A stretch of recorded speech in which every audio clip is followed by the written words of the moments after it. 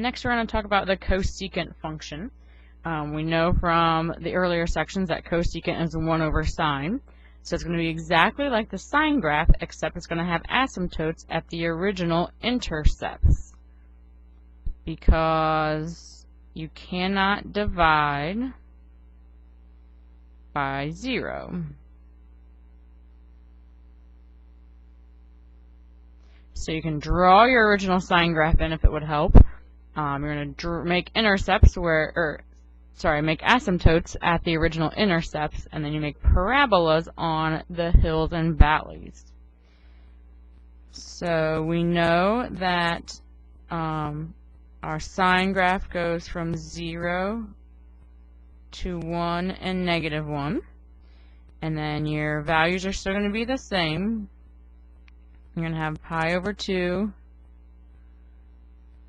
pi, 3 pi over 2, and 2 pi. And so sine typically makes a hill and a valley.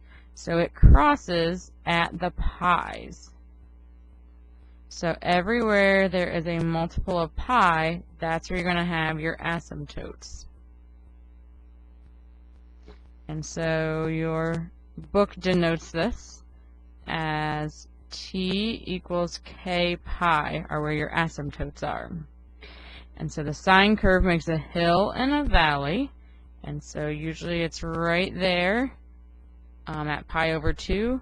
So now we're going to make a parabola in between those asymptotes.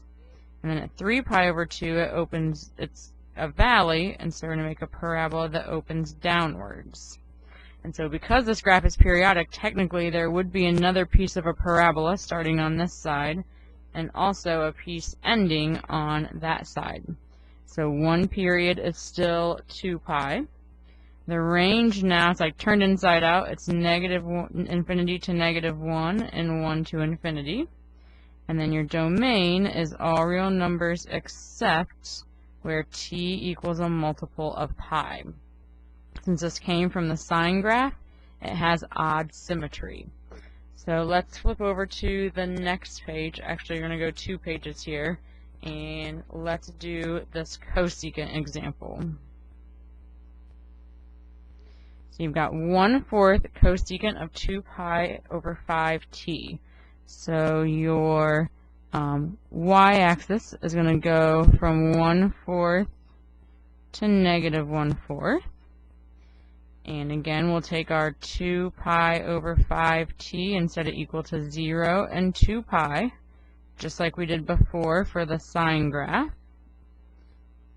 And so we will get 0 and 5.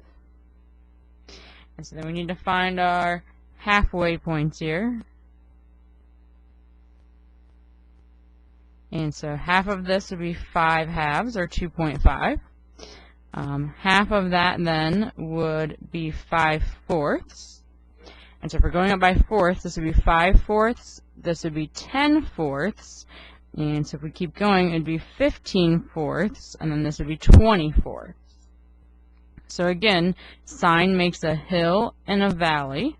So 5 and 5 halves, and the y-axis are going to be our asymptotes. And then up at 1/4, we'll make an opening upward parabola. And 15/4 and -1/4, we'll make an opening downward parabola. Again, it is periodic, so there would be a parabola coming down from the left-hand side and then up on the right-hand side.